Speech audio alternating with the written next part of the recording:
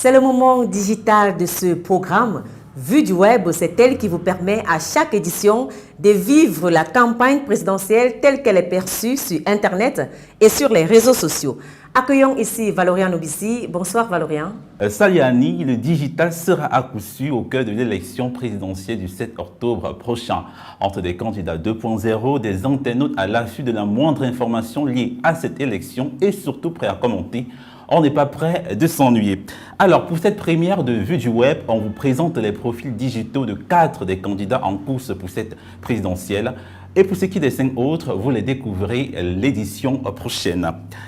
L'un des tout premiers candidats à avoir investi l'espace virtuel en prélude à cette élection est le candidat Akeremouna avec le mouvement Now qui était propulsé par le hashtag et le compte 237 Now. Il faut tout de même souligner que l'équipe communicante de celui qui venait de faire part de son intention d'être candidat s'est attelée à faire entrer non seulement et le nom et l'image dans nos mentalités.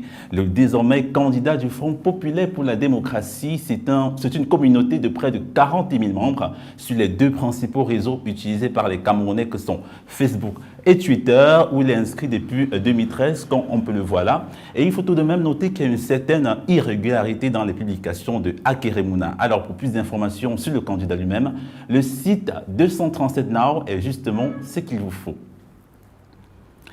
De tous les candidats à cette élection présidentielle, Joshua aussi est sans doute le plus actif. Depuis qu'on a rendu public les candidatures, l'équipe de campagne du candidat a mis le turbo, comme on a l'habitude de dire, présent sur pratiquement toutes les plateformes. Le candidat du Social Democratic Front ne laisse passer aucun réseau qui pourrait lui être bénéfique. Sur Twitter, Joshua aussi compte près de 15 000 abonnés. Il faut tout de même préciser que sur ce réseau social Twitter, Joshua aussi a été au centre des attentions durant le mois d'août et ceci à 2 reprises.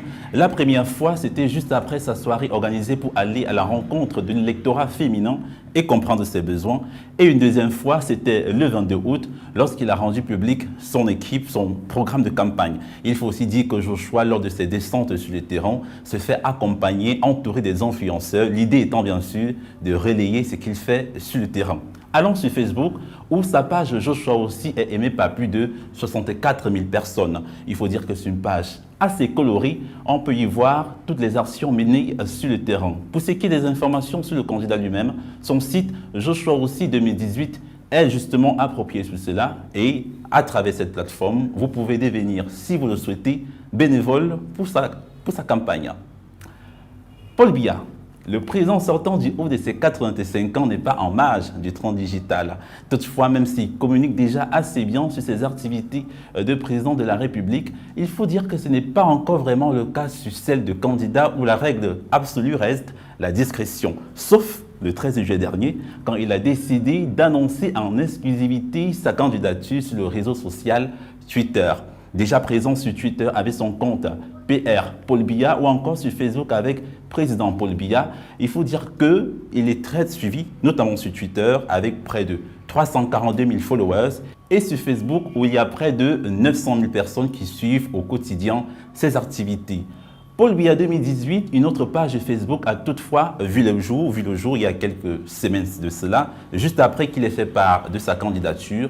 La page compte aujourd'hui 9700 abonnés. Tout de même, on n'est pas pour l'instant très précis si cette page est animée par l'équipe de campagne de Paul Biya.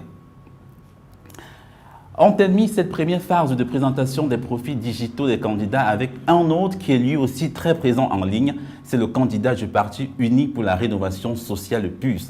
Serge Espoir Matomba compte lui aussi sur cet outil pour faire entendre sa voix et pourquoi pas obtenir des suffrages. Pour le retrouver sur Facebook, c'est Serge Espoir Matomba et sur Twitter, S Espoir Matomba où il est suivi par 2500 personnes. Reprécisons que sur Facebook, ils sont près de 122 000 personnes à suivre au quotidien l'activité du candidat du PUS. Pour ce qui est de son site internet, puscm.com est très indiqué. Là, vous aurez en intégralité son programme de campagne. Voilà Annie, c'est tout ce qu'on avait prévu pour cette première de Vue du web. L'édition prochaine, on continue avec les profils digitaux et on achemine avec les 5 autres candidats.